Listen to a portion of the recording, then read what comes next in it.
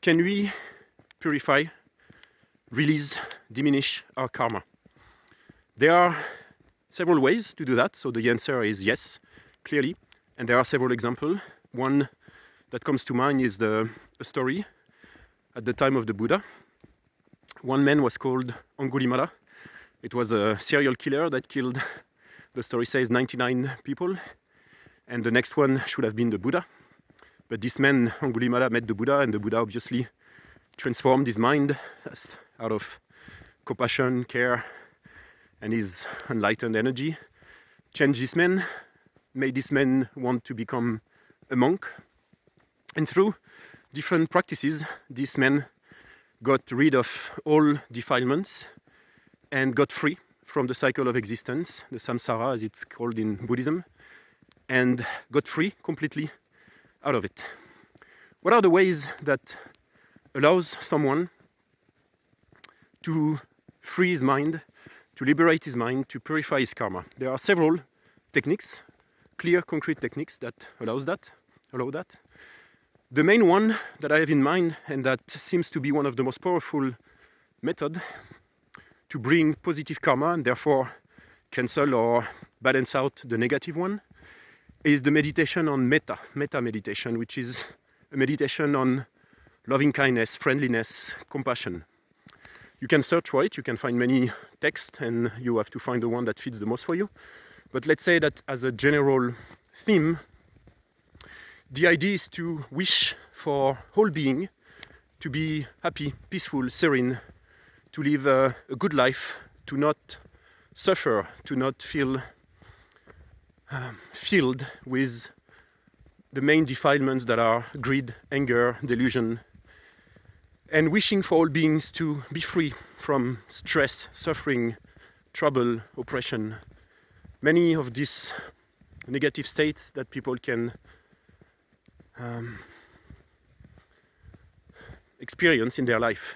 And so one of the main ways that is to sit and really feel and experience this loving kindness, compassion towards other beings, and wish them to be well, to be happy, to be free from suffering, to be at peace. And by doing so, you purify your own mind, and you bring so much positive energies, attitudes, qualities in your mind that you are purifying deeply your karma and helping other beings in many ways. So that's one of the main techniques. Obviously, it's not enough to reach full enlightenment the way this man, Angulimala, did. The most important, obviously, is the meditation, the practice of meditation. Why? Because by doing so, you completely erase from your own mind the defilements of greed, anger, and delusion. And by doing so, your mind is so pure that it's even more powerful than this metta meditation. But the metta meditation is on our level of non-enlightened being. We can still practice this, have many benefits. We purify our own mind, and it helps us to, when we meditate, to have more clarity, more peace of mind, and helps to release, decrease, eradicate to some extent, to a certain extent after some time, the greed, anger, and delusion that is in our mind. And so that's really, the most important. And another thing that is maybe on a more basic level, although it's very powerful and important, is the generosity. Obviously, that balance out also karmic consequences by creating new and positive karma in our life and not letting the negative fruit of our past karma come to fruition, and bringing other kind of energies, qualities, karmic consequences to become present in our life. So that's, to make it simple, those different ways. I recommend trying that in your life and see what happens.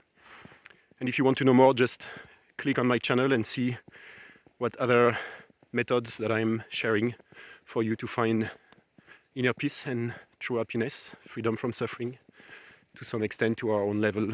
Even if we are not fully enlightened being, we can start to experience what a fully enlightened being is experiencing in his own state of mind. So I wish you to be well, happy, and free from any suffering in your own life.